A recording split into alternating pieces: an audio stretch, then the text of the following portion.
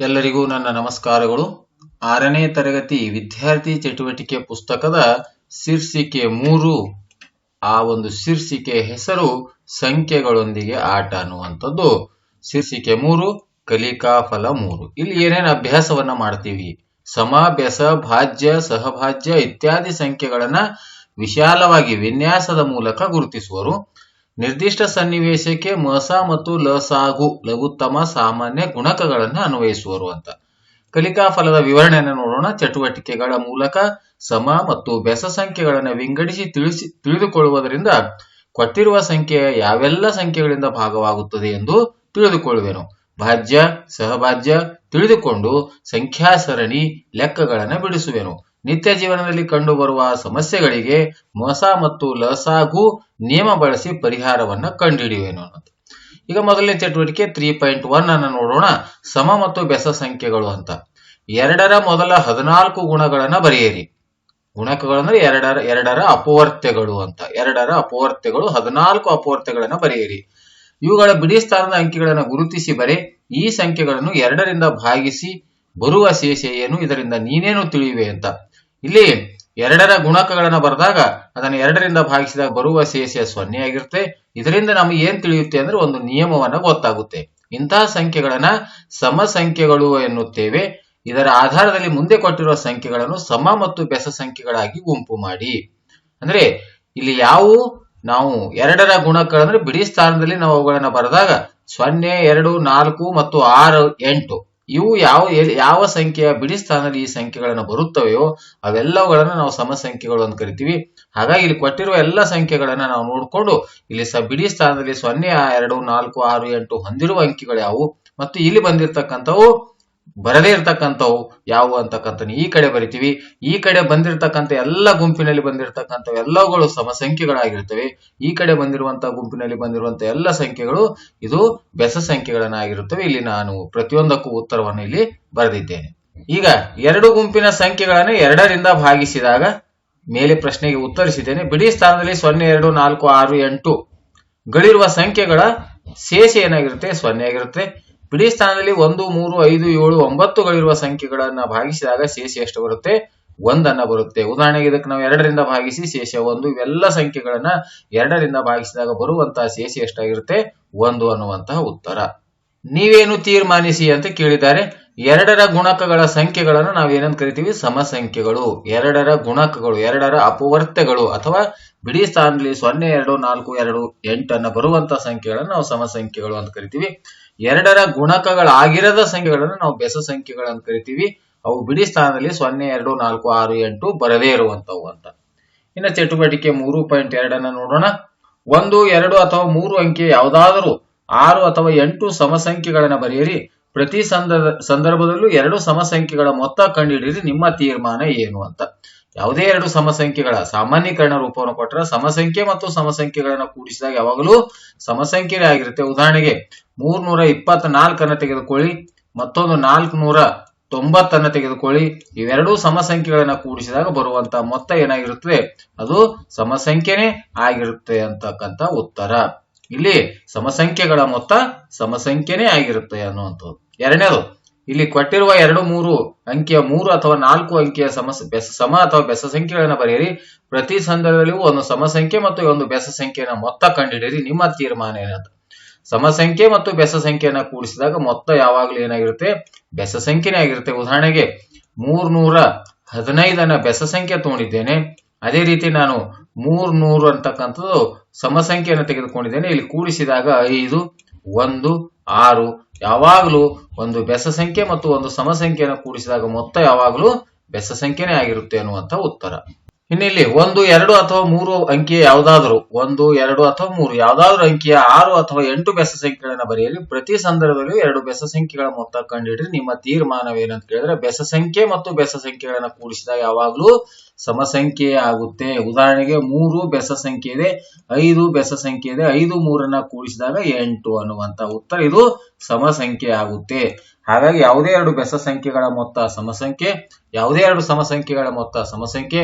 ಒಂದು ಸಮಸಂಖ್ಯೆ ಒಂದು ಬೆಸ ಸಂಖ್ಯೆ ಇದ್ದಾಗ ಅವುಗಳ ಮೊತ್ತ ಬೆಸ ಸಂಖ್ಯೆ ಆಗಿರುತ್ತದೆ ಅನ್ನುವಂತಹ ಉತ್ತರ. ಇನ್ನು ಚಟುವಟಿಕೆ 3.3 ನೋಡೋಣ. ಅವಿಭಾಜ್ಯ ಸಂಖ್ಯೆ ಮತ್ತು ಭಾಜ್ಯ ಸಂಖ್ಯೆಗಳು.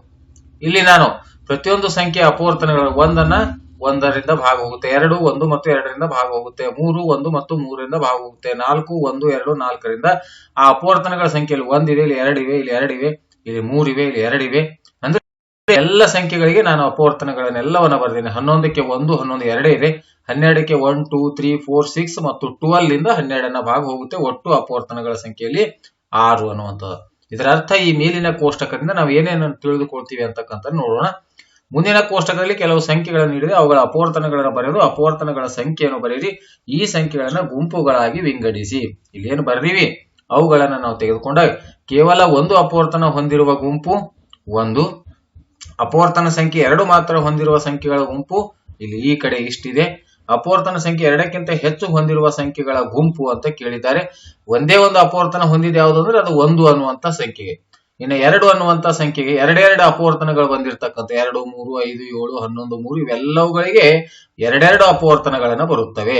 ಇವೆಲ್ಲ ಸಂಖ್ಯೆಗಳಿಗೆ 2 ಅಪವರ್ತನಗಳನ್ನ ಬರುತ್ತವೆ. ಇದು ಒಂದಕ್ಕೆ ಮಾತ್ರ 1 ಅಪವರ್ತನ ಬರುತ್ತೆ. ಇವುಗಳಿಗೆ 2ಕ್ಕಿಂತ ಹೆಚ್ಚು ಅಪವರ್ತನಗಳ ಬರ್ತಾ ಇವೆ. 2ಕ್ಕಿಂತ ಹೆಚ್ಚು ಅಪವರ್ತನಗಳನ್ನ ಬರುವಂತವು ಅಂತೀವಿ. ಇಲ್ಲಿ ಈಗಾಗಲೇ ಮೇಲ್ಗಡೆ ಕೇಳಿದ್ದಾರೆ, ಇವು 2ಕ್ಕಿಂತ ಹೆಚ್ಚು ಅಪವರ್ತನ, 2ಕ್ಕಿಂತ ಹೆಚ್ಚು ಅಪವರ್ತನಗಳನ್ನ ಬಂದಿರತಕ್ಕಂಥವುಗಳನ್ನ ಈ ಕಡೆ ಬರ್ದಿದ್ದೀನಿ. ಈಗ ಈ ಸಂಖ್ಯೆಗಳನ್ನ ನಿರೂಪಿಸಿ ಅಂತ ಹೇಳಿದ್ದಾರೆ. ಭಾಜ್ಯ ಸಂಖ್ಯೆ ಅಂದ್ರೆ ಏನು ಮತ್ತು ಅವಿಭಾಜ್ಯ ಅನ್ನುವಂತ ಅಂಶವನ್ನ ಈ ಒಂದು ಮೇಲಿನ ಕೋಷ್ಟಕದಿಂದ ನಾವು ತಿಳಿದುಕೊಳ್ತೀವಿ. ಎರಡಕ್ಕಿಂತ ಹೆಚ್ಚು ಅಪವರ್ತನಗಳನ್ನ ಹೊಂದಿರುವ ಸಂಖ್ಯೆಗಳನ್ನ ನಾವು ಭಾಜ್ಯ ಸಂಖ್ಯೆ ಅಂತ ಕರಿತೀವಿ. 2ಕ್ಕಿಂತ ಹೆಚ್ಚು ಅಪವರ್ತನಗಳನ್ನ ಹೊಂದಿರುವಂತಹ ಸಂಖ್ಯೆಗಳನ್ನ ನಾವು ಭಾಜ್ಯ ಸಂಖ್ಯೆ ಅಂದ್ರೆ ಏನು ಅಂದ್ರೆ 2ಕ್ಕಿಂತ ಹೆಚ್ಚು ಅಪವರ್ತನಗಳನ್ನ ಹೊಂದಿರುವ ಸಂಖ್ಯೆಗಳನ್ನ ನಾವು ಭಾಜ್ಯ ಸಂಖ್ಯೆ ಅಂತ ಕರಿತೀವಿ. ಕೇವಲ 2 ಅಪವರ್ತನಗಳನ್ನ ಹೊಂದಿರುವ ಸಂಖ್ಯೆಗಳನ್ನ ನಾವು ಅವಿಭಾಜ್ಯ. ಇಲ್ಲಿ ಅವಿಭಾಜ್ಯ ಮತ್ತು ಭಾಜ್ಯ ಸಂಖ್ಯೆಗಳ ಬಗ್ಗೆ ನಾವು ಈ ಮೇಲಿನ ಕೋಷ್ಟಕದಲ್ಲಿ ತಿಳಿದುಕೊಂಡಿವಿ. ಕೇವಲ 2 ಮಾತ್ರ ಅವಿಭಾಜ್ಯ ಸಂಖ್ಯೆಗಳನ್ನ ಬಂದಿದ್ದರೆ ಅಂದ್ರೆ ಮಧ್ಯದಲ್ಲಿ ಏನು ತುಂಬಿವಲ್ಲ ಸಂಖ್ಯೆ, ಅವುಗಳು ಏನವ ಅವಿಭಾಜ್ಯ ಸಂಖ್ಯೆಗಳು. ಭಾಜ್ಯ ಸಂಖ್ಯೆಗಳಂದ್ರೆ 2ಕ್ಕಿಂತ ಹೆಚ್ಚು ಅಪವರ್ತನಗಳನ್ನ ಹೊಂದಿರತಕ್ಕಂಥವು. 2ಕ್ಕಿಂತ ಹೆಚ್ಚು ಅಪವರ್ತನಗಳನ್ನು ಹೊಂದಿದ್ದರೆ ಅವುಗಳನ್ನ ಭಾಜ್ಯ ಸಂಖ್ಯೆ ಅಂತ ಕರಿತೀವಿ. ಅದೇ ರೀತಿ 2ಕ್ಕಿಂತ 2 ಕೇವಲ, ಈಗ ಉದಾಹರಣೆಗೆ 3 ಇದೆ, ಇದಕ್ಕೆ 3ಕ್ಕೆ 2 ಅಪವರ್ತನಗಳು ಮಾತ್ರ ಇವೆ. ಹಾಗಾಗಿ ಕೇವಲ 2 ಅಪವರ್ತನಗಳ ಹೊಂದಿದರೆ ಅವಿಭಾಜ್ಯ ಸಂಖ್ಯೆ, 2ಕ್ಕಿಂತ ಹೆಚ್ಚು ಅಪವರ್ತನಗಳನ್ನು ಬಂದಿದ್ರೆ ಅದನ್ನ ಭಾಜ್ಯ ಸಂಖ್ಯೆ ಅಂತ ನಾವು ಕರಿತೀವಿ. ಇಲ್ಲಿ ಬಿಟ್ಟ ಸ್ಥಳನ ತುಂಬುವಂತದಿದೆ ನೋಡಿ. ಸಂಖ್ಯೆ 1 ಇದು ಭಾಜ್ಯ ಸಂಖ್ಯೆನೂ ಅಲ್ಲ, ಅವಿಭಾಜ್ಯ ಸಂಖ್ಯೆ ಅಲ್ಲ. ಯಾಕಂದ್ರೆ ಇದಕ್ಕೆ 1 ಅಪವರ್ತನ, ಇದಕ್ಕೆ 2 ಇಲ್ಲ ಅಪವರ್ತನ, 2ಕ್ಕಿಂತ ಹೆಚ್ಚು ಕೂಡ ಇಲ್ಲ. ಯಾವ ಸಂಖ್ಯೆಗೆ ಕೇವಲ 2 ವಿಭಿನ್ನ ಅಪವರ್ತನಗಳಿವೆ, 1 ಮತ್ತು ಅದೇ ಸಂಖ್ಯೆ, ಅವುಗಳನ್ನ ಅವಿಭಾಜ್ಯ ಸಂಖ್ಯೆ ಅಂತ ಕರಿತೀವಿ. 1 ಮತ್ತು ಅದೇ ಸಂಖ್ಯೆ ಅಪವರ್ತನ ಇದ್ದರೆ ಅವುಗಳನ್ನ ಅವಿಭಾಜ್ಯ, ಅಥವಾ ಕೇವಲ 2 ಅಪವರ್ತನಗಳಿದ್ದರೆ, ಯಾವುದೇ ಸಂಖ್ಯೆಗೆ 2 ಅಪವರ್ತನಗಳಿದ್ದರೆ ಅವುಗಳನ್ನು ಅವಿಭಾಜ್ಯ ಸಂಖ್ಯೆ ಅಂತ ಕರಿತೀವಿ. 2ಕ್ಕಿಂತ ಹೆಚ್ಚು ಅಪವರ್ತನಗಳನ್ನು ಹೊಂದಿರುವ ಸಂಖ್ಯೆಗಳನ್ನು ನಾವು ಭಾಜ್ಯ ಸಂಖ್ಯೆಗಳು ಅಂತ ಕರಿತೀವಿ. ಅತ್ಯಂತ ಚಿಕ್ಕ ಅವಿಭಾಜ್ಯ ಸಂಖ್ಯೆ ಯಾವುದು ಅಂದ್ರೆ 2. ಅತ್ಯಂತ ಚಿಕ್ಕ ಅವಿಭಾಜ್ಯ ಸಂಖ್ಯೆ 2. ಅತ್ಯಂತ ಚಿಕ್ಕ ಭಾಜ್ಯ ಸಂಖ್ಯೆ ಯಾವುದು 4.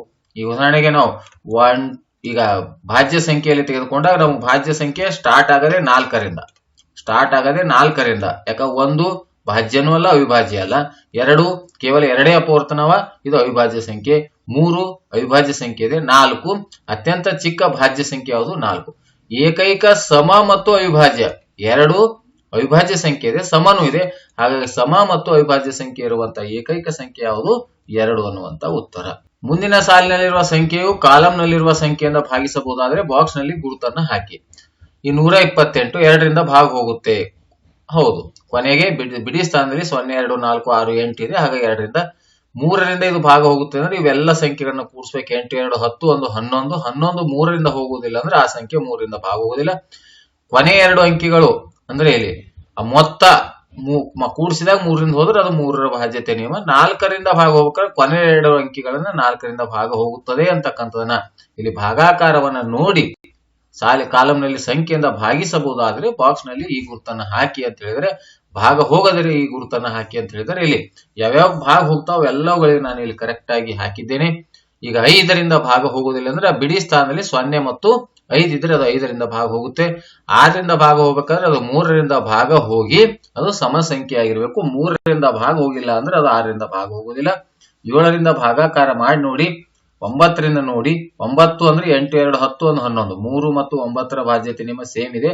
ಆ ಸಂಖ್ಯೆಯ ಅಂಕಿಗಳ ಮೊತ್ತ 9ರಿಂದ ಭಾಗ ಹೋದ್ರೆ ಇಡೀ ಸಂಖ್ಯೆ ಭಾಗ ಹೋಗುತ್ತೆ. ಅದೇ ರೀತಿ 3ರ ಭಾಜ್ಯತೆ ನಿಯಮ ಸೇಮ್ ಇದೆ. 10 ಅಂದ್ರೆ ಬಿಡಿ ಸ್ಥಾನದಲ್ಲಿ 0 ಇರಬೇಕು ಅಂತ. ಈ ರೀತಿ ಇವುಗಳನ್ನೆಲ್ಲವನ್ನ ಚೆಕ್ ಮಾಡಿ ಇಲ್ಲಿ ಬರೆದಿದ್ದೇನೆ. ಇನ್ನು ಚಟುವಟಿಕೆ 3.4 ಸಮನಾಗಿ ಹಂಚುವ ಆಟ ಅಪವರ್ತನಗಳ ಪರಿಕಲ್ಪನೆ. 8 ವಸ್ತುಗಳನ್ನು ತೆಗೆದುಕೊಳ್ಳಿ. ಉದಾಹರಣೆಗೆ 8 ಹುಣಸೆ ಬೀಜಗಳು. 8 ವಿದ್ಯಾರ್ಥಿಗಳಲ್ಲಿರುವ ತಂಡದಲ್ಲಿ ಪ್ರತಿ ವಿದ್ಯಾರ್ಥಿಗೆ ಕೋಷ್ಟಕದಲ್ಲಿ ಸೂಚಿಸಿದ ಸಂಖ್ಯೆ ಹುಣಸೆ ಬೀಜಗಳನ್ನು ಹಂಚಿ ಉಳಿಕೆ ಬೀಜಗಳನ್ನು ಸಂಖ್ಯೆಯಲ್ಲಿ ಬರೆಯಿರಿ. ಪ್ರತಿ ವಿದ್ಯಾರ್ಥಿಗೆ ಹಂಚಿದ ಹುಣಸೆ ಬೀಜಗಳ ಸಂಖ್ಯೆ 1. ಹಂಚಲು ಸಾಧ್ಯವಾದ ವಿದ್ಯಾರ್ಥಿಗಳ ಸಂಖ್ಯೆ 8 ಮಂದಿಗೆ ಹಂಚ್ತೀವಿ. ಉಳಿದಿರ್ತಕ್ಕಂಥ 0. 1 × 8 + 0 ಇದು ಗಣಿತದ ರೂಪ. ಇನ್ನು ಪ್ರತಿ ವಿದ್ಯಾರ್ಥಿಗೆ 2 ಕೊಟ್ಟಾಗ ಎಷ್ಟು ವಿದ್ಯಾರ್ಥಿಗಳು ಹಂಚ್ತೀವಿ? 4. ಉಳಿದಿರ್ತಕ್ಕಂಥ 0. 2 4 8 + 0. ಪ್ರತಿ ವಿದ್ಯಾರ್ಥಿಗೆ 3 ಹುಣಸೆ ಬೀಜಗಳನ್ನು ಹಂಚಿದಾಗ ಎಷ್ಟು ವಿದ್ಯಾರ್ಥಿಗಳು ಹಂಚಬಹುದು ಅಂದ್ರೆ ಇಬ್ಬರಿಗೆ ಹಂಚಬಹುದು. 3 2 6. ಇನ್ನ ಉಳಿತಾವೆಷ್ಟು 2. 3 2 6 + 2 8. ಪ್ರತಿ ವಿದ್ಯಾರ್ಥಿಗೆ 4 ಅನ್ನ ಹಂಚಿದಾಗ ಇಬ್ಬರು ವಿದ್ಯಾರ್ಥಿಗಳು ಹಂಚಬಹುದು. ಉಳಿದಿರ್ತಕ್ಕಂಥ ಹುಣಸೆ ಹಣ್ಣುಗಳ ಸಂಖ್ಯೆ 0. 4 2 8 + 0. ಪ್ರತಿ ವಿದ್ಯಾರ್ಥಿಗೆ 5 ಅನ್ನ ಹಂಚಿದರೆ ಕೇವಲ ಇರ್ಲಿಕ್ಕೆ 8 ಹುಣಸೆ ಹಣ್ಣುಗಳಿವೆ. ಹಾಗೆ 5 ಅನ್ನ ಹಂಚಿದರೆ ಇನ್ನೂ 3 ಉಳಿದಿರ್ತಾವ. ಅಂದ್ರೆ ಹಂಚಬಹುದಾಗಿರ್ತಕ್ಕಂಥ ವಿದ್ಯಾರ್ಥಿಗಳ ಸಂಖ್ಯೆ 1. 5 5 + 3. ಪ್ರತಿ ವಿದ್ಯಾರ್ಥಿಗೆ 6 ಅನ್ನ ಹಂಚಿದಾಗ 6 ಅಂದ್ರೆ ಒಂದು ವಿದ್ಯಾರ್ಥಿಗೆ ಮಾತ್ರ ಹಂಚಲಿಕ್ಕೆ ಸಾಧ್ಯ. ಉಳಿದಿರ್ತಕ್ಕಂಥ ಹುಣಸೆ ಬೀಜಗಳ ಸಂಖ್ಯೆ 2. 6 6 + 2 8. ಯಾವ ಸಾಧ್ಯತೆಗಳಲ್ಲಿ ಉಳಿದ ಹುಣಸೆ ಬೀಜಗಳನ್ನ 0 ಆಗಿದೆ ಅಥವಾ ಶೇಷ 0 ಆಗಿದೆ ಅಂತ ಪ್ರಶ್ನೆಯನ್ನ ಕೇಳಿದ್ದಾರೆ. ಅಂದ್ರೆ ಶೇಷ 0 ಆಗಿದ್ದು ಯಾವಾಗ ಅಂತ. ಪ್ರತಿ ವಿದ್ಯಾರ್ಥಿಗೆ 1 ಅನ್ನ ಹಂಚಿದಾಗ, ಪ್ರತಿ ವಿದ್ಯಾರ್ಥಿಗೆ 2 ಅನ್ನ ಹಂಚಿದಾಗ, ಪ್ರತಿ ವಿದ್ಯಾರ್ಥಿಗೆ 4 ಅನ್ನ ಹಂಚಿದಾಗ ಶೇಷ 0 ಆಗಿದೆ. ತೀರ್ಮಾನ ಏನು? 1 2 4 ಮತ್ತು ಕೊನೆಯದು ಇನ್ನೊಂದು 8 ಒಂದು ಕೊಟ್ಟಿಲ್ಲ ಅವರು. 1 2 4 8 ಸಂಖ್ಯೆಗಳಿಂದ ನಿಶ್ಶೇಷವಾಗಿ ಭಾಗಿಸಲ್ಪಡುತ್ತದೆ. ಅಂದರೆ 8ರ ಅಪವರ್ತನಗಳು 1 2 4 8. ಇಲ್ಲಿ ಇನ್ನೂ ಒಂದು 7 ಮತ್ತು 8 ಕೊಡಬೇಕಾಗಿತ್ತು.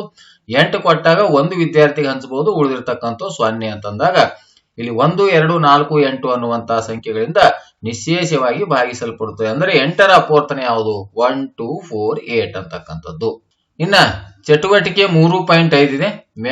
ಮಿಯಾಮ್ ಅಂತಕ್ಕಂಥ ಆಟ, ಬೆಕ್ಕಿಂದು ಒಂದು ಆಟ. ತರಗತಿಯ ವಿದ್ಯಾರ್ಥಿಗಳೆಲ್ಲ ವೃತ್ತದಲ್ಲಿ ನಿಲ್ಲಿ. ಈಗ 3ರ ಗುಣಕದ ಆಟ. ಒಬ್ಬರಿಂದ ಆರಂಭಿಸಿ ಪ್ರತಿಯೊಬ್ಬರು ಕ್ರಮಾಗತವಾಗಿ ಸಂಖ್ಯೆಗಳನ್ನು ಹೇಳುತ್ತಾ ಹೋಗಬೇಕು. 1 2 3 4 ಅಂತ ಹೇಳ್ತಾ ಹೋಗಬೇಕು. ಇಲ್ಲಿ 3ರ ಗುಣಕ ಬಂದಾಗ ಅವರು 3 ಅಂತ ಹೇಳಬಾರದು. ಅದರ ಬದಲಾಗಿ ಮಿಯಾಮ್ ಅಂತಕ್ಕಂಥ ಉತ್ತರವನ್ನು ಹೇಳಬೇಕು. ಹೀಗೆ ಆದರೆ 3ರ ಗುಣಕವಾಗಿರುವ ಸಂಖ್ಯೆ ಹೇಳುವರು. ಸಂಖ್ಯೆಯ ಬದಲಾಗಿ ಮಿಯಾಮ್ ಎಂದು ಹೇಳಬೇಕು. ಉದಾಹರಣೆಗೆ 1 2 ಮಿಯಾಮ್, 4 5 ಮತ್ತು 6 ಅಂದ್ರೆ 3ರ ಅಪವರ್ತನ ಆಗುತ್ತೆ, 3ರ ಅಪವರ್ತಿ ಆಗುತ್ತೆ, 3ರ ಗುಣಕ ಆಗುತ್ತೆ. ಆಗ ಅಲ್ಲಿ ಆ ರೀತಿ ಹೇಳಬೇಕು. ಈಗ 9 ಬಂದಾಗ ಮತ್ತೆ 9 ಅನ್ನು ಬರೆದವರು ಈ ರೀತಿ ಮುಂದುವರಿಸಿ 3ರ ಗುಣಕದ ಬದಲಾಗಿ ಮಿಯಾಮ್ ಹೇಳಲು ಬರೆಯುತ್ತಾರೋ ಅವರು ಔಟ್ ಅಂತಕ್ಕಂಥ. ಅನಂತರ ಮುಂದಿನ ವಿದ್ಯಾರ್ಥಿ ಮತ್ತೆ 1ರಿಂದ ಸಂಖ್ಯೆಯನ್ನು ಆರಂಭಿಸಿ ಆಟ ಮುಂದುವರಿಸಬೇಕು. ಈ ರೀತಿ ರೌಂಡ್ ಆಗಿ ನಿಂದಿರಿಸಿ ಈ ರೀತಿಯಾದಂತಹ ಒಂದು ಆಟವನ್ನ ಆಡಿಸುವಂತದ್ದು. ಇದರಿಂದ ಅಪವರ್ತ್ಯಗಳ ಕಲ್ಪನೆಯನ್ನ ವಿದ್ಯಾರ್ಥಿಗಳಿಗೆ ಮೂಡುತ್ತೆ ಅಂತ. ಸೂಚನೆ: ಈ ಆಟವನ್ನು 4 5 6 ಈ ಸಂಖ್ಯೆಗಳಿಗೆ ಪುನರಾವರ್ತಿಸಿ ಬೆಕ್ಕಿನ ಕೂಗಿನ ಬದಲು ಉಳಿದ ಪ್ರಾಣಿಗಳ ಸ್ವರಾನುಕರಣೆ ಮಾಡಿ ಅಂತ. ಮ್ಯಾವ್ ಅಂತಕ್ಕಂಥ ಬೆಕ್ಕಿನ ಕೂಗಿತ್ತು. ಬೇರೆ ಬೇರೆಗಳನ್ನ ಮಾಡಿ. 3ರ ಗುಣಕಗಳನ್ನ ಇಲ್ಲೆಲ್ಲ ಬರೆಯಲಾಗಿದೆ. 4ರ ಗುಣಕಗಳು, 5ರ ಗುಣಕಗಳು ಅಂದ್ರೆ 5ರಿಂದ ಭಾಗ ಹೋಗುವಂತ ಸಂಖ್ಯೆಗಳು ಅಥವಾ 5ರ ಅಪವರ್ತ್ಯಗಳು. ಗುಣಕಗಳು ಅಂದ್ರೆ ಅಪವರ್ತ್ಯಗಳು. 5ರಿಂದ ಭಾಗ ಹೋಗುವಂತ ಸಂಖ್ಯೆಗಳು. 6ರ ಗುಣಕಗಳನ್ನು ಇಲ್ಲೆಲ್ಲ ಬರೆದಿದ್ದೇನೆ. ಅವರು ಎಷ್ಟು ಹೇಳಿದ್ದಾರೆ? ಅಂದಾಜಾಗಿ ಹೇಳಿದ್ದಾರೆ. ನಾನು ಸುಮಾರು ಒಂದು 10 11 ಅನ್ನ ಬರೆದಿದ್ದೇನೆ. ಇನ್ನು ಚಟುವಟಿಕೆ 3.6 ಥಟ್ ಅಂತ ಲಸಾಗು ಹೇಳು ಅಂದ್ರೆ ಲಸಾಗು ಕಂಡುಹಿಡಿಯುವ ಸರಳ ವಿಧಾನ ಅಂತ. ಇಲ್ಲಿ 6 ಮತ್ತು 8ರ ಲಸಾಗುವನ್ನ ಕಂಡುಹಿಡಿಯಿರಿ. 6 ಮತ್ತು 8ರಲ್ಲಿ ಯಾವ್ದು ದೊಡ್ಡದು? 8 ದೊಡ್ಡದು. ದೊಡ್ಡ ಸಂಖ್ಯೆಯಾದ 8ರ ಗುಣಕಗಳನ್ನು ಹೇಳುತ್ತಾ ಹೋದಾಗ ಅದು 6ರ ಮಗ್ಗಿಯಲ್ಲೂ ಇದ್ದರೆ ಮಗ್ಗಿ ಹೇಳುವುದನ್ನು ನಿಲ್ಲಿಸಿ 8ರ ಗುಣಕಗಳನ್ನ ಹೇಳುತ್ತಾ ಹೋಗ್ಬೇಕು. 8 1 8 8 2 ಅಂದ್ರೆ 8 3 24 ಅಂದ್ರೆ ಅದು 24 6ರಿಂದ ಭಾಗ ಹೋಗುತ್ತೆ ಅಂದ್ರೆ ಅದರ ಒಂದು ಲಸ ಎಷ್ಟಾಗುತ್ತೆ? 24 ಅಂತ. ಹಾಗಾಗಿ 8ರ ಗುಣಕಗಳು 8 1 8 8 2 16 8 3 24 ಈ ರೀತಿ ಬರಿತಾ ಹೋಗ್ಬೇಕು. 6ರ ಗುಣಕಗಳು 6 1 6 6 2 12 6 3 18 6 4 24. ಎರಡರಲ್ಲಿ ಬಂದಿರತಕ್ಕಂತ ಕನಿಷ್ಠ ಲಸ ಅಂದ್ರೆ ಲಘುತ್ತಮ ಸಾಮಾನ್ಯ ಗುಣಕ. ಗುಣಕಗಳಲ್ಲಿ ಸಾಮಾನ್ಯ ಆಗಿರ್ತಕ್ಕಂಥ ಲಘು ಅಂದ್ರೆ ಚಿಕ್ಕ ಸಂಖ್ಯೆ ಯಾವ್ದಿರುತ್ತೋ ಅದೇ ಲಸ. 6 ಮತ್ತು 8 ಎರಡರಲ್ಲೂ ಇರುವ ಸಣ್ಣ ಸಂಖ್ಯೆ 24 ಅಂದರೆ 6 ಮತ್ತು 8ರ ಲಸಾಗು 24. ಅಂದರೆ 6ರ ಗುಣಕಗಳು ಮತ್ತು 8ರ ಗುಣಕಗಳನ್ನ ಬರೆದಾಗ ಅತ್ಯಂತ ಚಿಕ್ಕ ಸಂಖ್ಯೆ ಯಾವ್ದಿರುತ್ತೋ, ಸಾಮಾನ್ಯ ಚಿಕ್ಕ ಸಂಖ್ಯೆ ಯಾವ್ದಿರುತ್ತೋ ಅದೇ ಲಸ. ಇದೇ ವಿಧಾನದಲ್ಲಿ ಈ ಸಂಖ್ಯೆಗಳ ಲಸಗಳನ್ನು ಥಟ್ ಅಂತ ಹೇಳಿ ಅಂತ 8 ಮತ್ತು 12, 12 24 ಅಂದ್ರೆ 8 3 24, ಲಸ 24, 4 5 20, ಇದು 10 ಮತ್ತು 12 ಲಸ 11 ಮಗ್ಗಿಗಳನ್ನ 12ರ ಗುಣಕಗಳನ್ನ ಹೇಳ್ತಾ ಹೋದಾಗ 12 5 60 ಅಂದ್ರೆ 10 6 60. ಇಲ್ಲಿ ಎಲ್ಲವುಗಳಿಗೆ ಉತ್ತರವನ್ನ ಇಲ್ಲಿ ಬರೆದಿದ್ದೇನೆ. ಇನ್ನು ಚಟುವಟಿಕೆ 3.7 ಅಪವರ್ತನ ಜಾತ. ಮಸಾವನ್ನ ಕಂಡುಹಿಡಿಯುವ ಸರಳ ವಿಧಾನ. ಮಹತ್ತಮ ಸಾಮಾನ್ಯ ಅಪವರ್ತನ. ಲಸಾಗು ಅಂದ್ರೆ ಗುಣಕಗಳು, ಮಸ ಅಂದ್ರೆ ಅಪವರ್ತನಗಳು. ಸಾಮಾನ್ಯ ಅಪವರ್ತನಗಳು ಕೊಟ್ಟಿರುವ ಸಂಖ್ಯೆಯ ಸಾಮಾನ್ಯ ಅಪವರ್ತನಗಳನ್ನ ಬರೆದು ಆ ಸಾಮಾನ್ಯ ಅಪವರ್ತನಗಳಲ್ಲಿ ಮಹತ್ತಮ ಅಂದ್ರೆ ದೊಡ್ಡ ಸಂಖ್ಯೆ ಯಾವ್ದಿರುತ್ತೋ ಅದು ಅವುಗಳ ಮಸ ಆಗಿರುತ್ತೆ. 12 ಮತ್ತು 18ರ ಮಸವನ್ನ ಕಂಡುಹಿಡಿಯೋಣ. 12 ಮತ್ತು 18 ಈ ಸಂಖ್ಯೆಗಳು ಯಾವ ಸಂಖ್ಯೆಯ ಮಗ್ಗಿಗಳಲ್ಲಿ ಬರುತ್ತವೆ? 12 ಮತ್ತು 18ನೇ ಯಾವ್ಯಾವ ಸಂಖ್ಯೆಯನ್ನು ಹೋಗ್ತದೆ? 1ರಿಂದ 2ರಿಂದ 3ರಿಂದ ಮತ್ತು 6ರಿಂದ. ಹಾಗಾದ್ರೆ ಅತ್ಯಂತ ದೊಡ್ಡ ಸಂಖ್ಯೆ ಯಾವ್ದಿದೆ? 6. ಹಾಗಾಗಿ ಅವುಗಳ ಮಸ ಏನಾಗಿರುತ್ತೆ? 6 ಅನ್ನುವಂತಹ ಉತ್ತರ. ಇದೇ ವಿಧಾನದಲ್ಲಿ ಈ ಸಂಖ್ಯೆಗಳ ಮಸವನ್ನ ಹೇಳಿ ಅಂತ 4 ಮತ್ತು 6ರ ಮಸ 2, 24, 36ರ ಮಸಗಳನ್ನು ಎಲ್ಲಗಳನ್ನು ಇಲ್ಲಿ ಬರೆದಿದ್ದೇನೆ. ಮತ್ತೊಂದು ಅಪವರ್ತನ ಜಾತ ಅನ್ನುವಂತ ಇದೆ. ಇಲ್ಲಿ ನಮಗೆ ಒಂದಿದೆ, ಒಂದು ಸಂಖ್ಯೆ, ಈ ಸಂಖ್ಯೆ ಅಪವರ್ತನ 1, 2ರ ಅಪವರ್ತನ 1 ಮತ್ತು 2, 3ರ ಅಪವರ್ತನ ಈ ಕಡೆ ಸಂಖ್ಯೆಗಳನ್ನು ಕೊಟ್ಟಿದ್ದಾರೆ. 3ರ ಅಪವರ್ತನ 1 ಮತ್ತು 3, ಈ ಕಡೆ ಸಂಖ್ಯೆಗಳು, ಈ ಕಡೆ ಅಪವರ್ತನ ಕೊಟ್ಟಿದ್ದಾರೆ. 4ರ ಅಪವರ್ತನ 1ರಿಂದ ಭಾಗ ಹೋಗುತ್ತೆ, 2ರಿಂದ ಭಾಗ ಹೋಗುತ್ತೆ, 4ರಿಂದ ಭಾಗ ಹೋಗುತ್ತೆ. 5ರ ಅಪವರ್ತನ ಇದು 1 ಮತ್ತು 5ರಿಂದ ಭಾಗ ಹೋಗುತ್ತೆ. 6ರ ಅಪವರ್ತನ 1 2 3 ಮತ್ತು 6ರಿಂದ ಭಾಗ ಹೋಗುತ್ತೆ. 7ರ ಅಪವರ್ತನ ಇದು 1 ಮತ್ತು 7ರಿಂದ ಮಾತ್ರ ಭಾಗ ಹೋಗುತ್ತೆ. 8ರ ಅಪವರ್ತನ 1 2 ಮತ್ತು 4 ಮತ್ತು 8 ಈ ಸಂಖ್ಯೆಗಳಿಂದ ಭಾಗ ಹೋಗುತ್ತೆ. ಈ ರೀತಿಯಾಗಿ ಈ ಒಂದು ಅಪವರ್ತನ ಜಾತ ಅನ್ನುವಂಥದ್ದನ್ನ. ಇನ್ನು 12 ಯಾವ್ಯಾವ ಸಂಖ್ಯೆಯಿಂದ ಹೋಗುತ್ತೆ? 1ರಿಂದ ಹೋಗುತ್ತೆ, 2ರಿಂದ ಹೋಗುತ್ತೆ, 3ರಿಂದ ಹೋಗುತ್ತೆ, 4ರಿಂದ ಹೋಗುತ್ತೆ, 6ರಿಂದ 12 ಹೋಗುತ್ತೆ ಮತ್ತು 12ರಿಂದ ಭಾಗ ಹೋಗುತ್ತೆ. ಈ ರೀತಿಯಾಗಿ ಒಂದು ಬಿಂದುಗಳನ್ನ, ಚುಕ್ಕೆಗಳನ್ನ ಕೊಡುವುದರ ಮೂಲಕ ಆ ಪ್ರತಿಯೊಂದು ಸಂಖ್ಯೆಯ ಅಪವರ್ತನಗಳನ್ನ ನಾವು ಬರೆಯುವಂಥದ್ದು. ಇಲ್ಲಿ ಅಪವರ್ತನಗಳನ್ನು ಈ ಕಡೆ ಕೊಟ್ಟಿದ್ದಾರೆ, ಅವುಗಳನ್ನು ನೋಡಿ ಅಲ್ಲಿ ಬಿಂದುಗಳನ್ನ ಗುರುತಿಸುವಂಥದ್ದು. ಈ ಕೋಷ್ಟಕದ ಒಂದು ಸಾಲು ಸಂಖ್ಯೆಗಳನ್ನ ಸೂಚಿಸುವ, ಇನ್ನೊಂದು ಸಾಲು ಅದೇ ಮೇಲ್ಗಡೆ ಹೇಳಿರುವಂತ ಪ್ರತಿಯೊಂದರ ಬಗ್ಗೆ ಇಲ್ಲಿ ವಿವರಣೆಯನ್ನು ಮತ್ತೊಮ್ಮೆ ಕೊಟ್ಟಿದ್ದಾರೆ. ಕೋಷ್ಟಕದಲ್ಲಿ ಕರ್ಣದ ಅಂದ್ರೆ ಇಲ್ಲಿ ಬಿಟ್ಟ ಸ್ಥಳವನ್ನು ಇಲ್ಲಿ ತುಂಬಿದ್ದೇನೆ. ಪ್ರತಿಯೊಂದು ಸಂಖ್ಯೆಯು ಅದೇ ಸಂಖ್ಯೆಯ ಅಪವರ್ತನವಾಗಿದೆ. ಕರ್ಣದಲ್ಲಿ ಏನು ಬಂದಿದೆಯಲ್ಲ ಅವೆಲ್ಲ ಆ ಸಂಖ್ಯೆಯ ಅಪವರ್ತನಗಳಾಗಿವೆ. ಪ್ರತಿಯೊಂದು ಸಂಖ್ಯೆಯು ಅದೇ ಸಂಖ್ಯೆಯ ಅಪವರ್ತನವಾಗಿದೆ ಅಂತ. ಈ ಕೋಷ್ಟಕದಿಂದ 12ರ ಒಳಗಿನ 2 ಸಂಖ್ಯೆಗಳ ಮಸ ಕಂಡುಹಿಡಿಯುವುದು ಹೇಗೆ? 12ರಕ್ಕಿಂತ ಒಳಗಿರ್ತಕ್ಕಂಥವುಗಳ ಮಸ, ಆ ಸಾಮಾನ್ಯ ಅಪವರ್ತನ ಏನು ಬಂದಿರುತ್ತೆ. ಉದಾಹರಣೆಗೆ ಇಲ್ಲಿ ನಾವು 4 ಮತ್ತು 2ರ ಮಸವನ್ನ ಕಂಡುಹಿಡಿಬೇಕಾದ್ರೆ ಇಲ್ಲಿ ಸಾಮಾನ್ಯ ಇಲ್ಲೊಂದು ಬಂದಿದೆ, ಇಲ್ಲೊಂದು ಬಂದಿದೆ. ಹಾಗಾದ್ರೆ ಇವೆರಡರ ಮಸ ಸಾಮಾನ್ಯ ಇರ್ತಕ್ಕಂಥದ್ದು ದೊಡ್ಡದು ಯಾವ್ದಿದೆ? 2 ಅಂತಕ್ಕಂಥ ಅವುಗಳ ಮಸ ಅನ್ನುವಂಥದ್ದು. ಇಲ್ಲಿ ಕೊಟ್ಟಿರುವಂತ ಸಂಖ್ಯೆ ಇದೆ, ಈ ಕಡೆ ಅವುಗಳ ಅಪವರ್ತನ ಇದೆ. ಉದಾಹರಣೆಗೆ 6 ಮತ್ತು 4ರ ಮಸ. 6 1ರಿಂದ ಭಾಗ ಹೋಗಿದೆ, 2ರಿಂದ ಭಾಗ ಹೋಗಿದೆ, ಮತ್ತೆ ಇವುಗಳು ಸಾಮಾನ್ಯ ಮುಂದೆ ಎಲ್ಲೂ ಬಂದಿಲ್ಲ ಅಂದ್ರೆ ಇದು 6 ಮತ್ತು 4ರ 2ರ ಮಸ 2 ಅನ್ನುವಂಥ ಉತ್ತರ. ಇನ್ನು ಚಟುವಟಿಕೆ 3.9 ಲಸಾಗು ಅನ್ವಯ. ಪುನರಾವರ್ತನೆಯಾಗುವ ಸನ್ನಿವೇಶಗಳಲ್ಲಿ ಒಂದೇ ಸ್ಥಳದಲ್ಲಿ ಮತ್ತು ಅದೇ ಘಟನೆ ಪುನರಾವರ್ತನೆಯಾಗುವ ಸಮಯವನ್ನು ಕಂಡುಹಿಡಿಯಲು ಹೆಚ್ಚಿನ ವಸ್ತುಗಳನ್ನು ಸಮಾನವಾಗಿ ಬೇರೆ ಬೇರೆ ಪೆಟ್ಟಿಗೆಗಳಲ್ಲಿ ತುಂಬಲು ಲಸಾಗುವನ್ನು ಬಳಸುತ್ತೇವೆ. ಸುರೇಶ ಮಾರುಕಟ್ಟೆಗೆ 4 ದಿನಗಳಿಗೆ ಒಮ್ಮೆ ಹೋಗುತ್ತಾನೆ. ಅನಿಲ 6 ದಿನಗಳಿಗೆ ಒಮ್ಮೆ ಮಾರುಕಟ್ಟೆಗೆ ಹೋಗುತ್ತಾನೆ. ಅವರಿಬ್ಬರು 3ನೇ ತಾರೀಕಿನಂದು ಮಾರುಕಟ್ಟೆಯಲ್ಲಿ ಪರಸ್ಪರ ಸಂಧಿಸಿದರೆ ಮುಂದೆ ಅವರು ಮಾರುಕಟ್ಟೆಯಲ್ಲಿ ಸಂಧಿಸುವ ದಿನಾಂಕ ಯಾವುದು ಅಂತಕ್ಕಂಥ ಇಂಥವುಗಳಿಗೆ ಲಸ ಅಂತಕ್ಕಂಥ ಅವಶ್ಯಕತೆ ಇದೆ. ಸುರೇಶ 4 8 12 16 ಈ ದಿನಾಂಕದಂದು ಮಾರುಕಟ್ಟೆಗೆ ಹೋದರೆ 4 ದಿನಗಳಿಗೊಮ್ಮೆ ಅಂದ್ರೆ 4ರ ಅಪವರ್ತಗಳು, ಇವು 6 ದಿನಕ್ಕೊಮ್ಮೆ ಅಂದ್ರೆ 6ರ ಅಪವರ್ತಗಳನ್ನ ಬರಿತಾ ಹೋಗ್ಬೇಕು. ಅವರಿಬ್ಬರದು ಲಸ ಏನಿದೆ ಅಂದ್ರೆ ಇಬ್ಬರಲ್ಲಿ ಸಾಮಾನ್ಯ ಅಪವರ್ತನಗಳಲ್ಲಿ ಸಾಮಾನ್ಯ ಅಪವರ್ತನ ಯಾವುದು? 12 ಇದೆ. ಇದೇ ರೀತಿ ಇನ್ನೂ ಬರಬಹುದಾದ್ರೆ ಚಿಕ್ಕ ಸಾಮಾನ್ಯ ಅಪವರ್ತ್ಯಗಳಲ್ಲಿ ಚಿಕ್ಕದು ಅಥವಾ ಗುಣಕಗಳಲ್ಲಿ ಸಾಮಾನ್ಯ ಗುಣಕಗಳಲ್ಲಿ ಚಿಕ್ಕದು ಏನಾಗಿರುತ್ತೆ? ಲಸ ಆಗಿರುತ್ತೆ. ಹಾಗಾಗಿ ಲಸ ಎಷ್ಟು? 12 ಅನ್ನುವಂತ ಉತ್ತರ. ಇನ್ನು ಚಟುವಟಿಕೆ 3.10 ಮಸಾದ ಅನ್ವಯ. ಇಲ್ಲಿ ಮಸಾದ ಅನ್ವಯವನ್ನು ಕೊಟ್ಟಿದ್ದಾರೆ. 8ನೇ ತರಗತಿಯಲ್ಲಿನ ಗುಂಪುಗಳು, 9ನೇ ತರಗತಿಯಲ್ಲಿನ ಗುಂಪುಗಳು, 10ನೇ ತರಗತಿಯಲ್ಲಿನ ಗುಂಪುಗಳು ಮೇಲೆ ನಮ್ಮ ಶಾಲೆ 8, 9, 10ನೇ ತರಗತಿಯಲ್ಲಿ ಕ್ರಮವಾಗಿ 24 ಇದ್ದಾರೆ, 36 ಇದ್ದಾರೆ ಮತ್ತು 42 ವಿದ್ಯಾರ್ಥಿಗಳಿದ್ದಾರೆ ಅಂತ. ಈ ಗುಂಪಿನಲ್ಲಿ ಅತ್ಯಂತ ಹೆಚ್ಚು ವಿದ್ಯಾರ್ಥಿಗಳಿರಬೇಕು. ಹಾಗೂ ಗುಂಪು ಮಾಡಿದ ನಂತರ ಯಾರು ಗುಂಪಿಗೆ ಸೇರದೆ ಉಳಿಯಬಾರದು. ಅವುಗಳ ಎಲ್ಲಾ ಅಪವರ್ತನಗಳನ್ನ ಬರೆಯಬೇಕು ಅಂತ.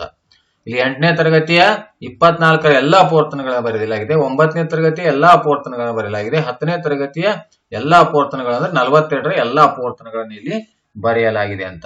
ಈಗ ಚಟುವಟಿಕೆ 3.11 ಮಸ ಮತ್ತು ಲಸಾಗು ಅನ್ವಯ ಅನ್ನುವಂಥದ್ದು. ಮಸ ಮತ್ತು ಲಸಾಗು ಇವುಗಳ ಅನ್ವಯಿಸಬಹುದಾದ ವಿವಿಧ ಸಂದರ್ಭಗಳಲ್ಲಿ ಶಿಕ್ಷಕರ ಜೊತೆ ಚರ್ಚಿಸಿ ಪಟ್ಟಿ ಮಾಡಿ. ಇಲ್ಲಿ ಮಸ ಅಂದ್ರೆ ಸಮಾನ ಸಂಖ್ಯೆಯ ವಿದ್ಯಾರ್ಥಿಗಳ ಗುಂಪು ಮಾಡಲು ಇದನ್ನು ಬಳಸುತ್ತೇವೆ. ಲಸಾಗು ಅಂದ್ರೆ ಪುನರಾವರ್ತನೆಯಾಗುವ ಸನ್ನಿವೇಶಗಳಲ್ಲಿ ಹೆಚ್ಚಿನ ವಸ್ತುಗಳು ಸಮನಾಗಿ ಬೇರೆ ಬೇರೆ ಪೆಟ್ಟಿಗಳಲ್ಲಿ ತುಂಬಲು ಅಥವಾ ಹಂಚಲು ಲಸಾಗುವನ್ನು ಉಪಯೋಗಿಸ್ತೀವಿ. ನೀವು ಕೂಡ ವಿಚಾರವನ್ನ ಮಾಡಿ ಇನ್ನೂ ಹೆಚ್ಚಿನ ಅಂಶಗಳನ್ನು ಇಲ್ಲಿ ಬರೆಯಿರಿ. ಈಗ ನಾನೇನು ಕಲಿತೆ ಅನ್ನುವಂಥದ್ದು ಒಟ್ಟ ಸಂಖ್ಯೆ ಅಪವರ್ತನಗಳನ್ನು ಬರೀರಿ. 12ರ ಅಪವರ್ತನ 1 2 3 4 6 12. 5ರ ಗುಣಕಗಳು 5 10 15 20 25. ಗುಣಕಗಳು ಅಂದ್ರೆ ಅಪವರ್ತ್ಯಗಳು, 5ರಿಂದ ಭಾಗ ಹೋಗುವಂತ ಸಂಖ್ಯೆಗಳು. ಇದು 12ರ ಅಪವರ್ತನಗಳು, 12ಅನ್ನ ಭಾಗಿಸುವಂತ ಸಂಖ್ಯೆಗಳು. ಕೊಟ್ಟಿರುವ ಸಂಖ್ಯೆ ಲಸ ಮತ್ತು ಮಸ 8 ಮತ್ತು 10ರ ಲಸ 40 ಇದೆ. 8 ಮತ್ತು 10ಅನ್ನ ಭಾಗಿಸುವ ಅತ್ಯಂತ ದೊಡ್ಡ ಸಂಖ್ಯೆ 2 ಇದೆ, ಹಾಗಾಗಿ ಮಸ 2. ಇಲ್ಲಿ ಟಿಕ್ ಅನ್ನು ಹಾಕೊಡ್ರಿ ಬರ್ತಿತ್ತು ಅಂದ್ರೆ ಕಂಪ್ಲೀಟ್ ಆಗಿ. ನಿತ್ಯ ಜೀವನದ ಸಂದರ್ಭಗಳಲ್ಲಿ ಲಸಾಗು ಮತ್ತು ಮಸಗಳ ಬಳಸಿ ಸಮಸ್ಯೆ ಪರಿಹರಿಸಬಲ್ಲೆ.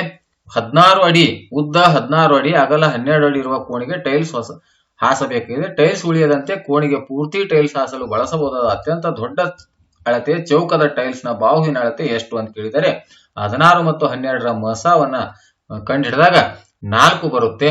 4 ಅಂತಕ್ಕಂಥದ್ದು ಅಂದ್ರೆ 192.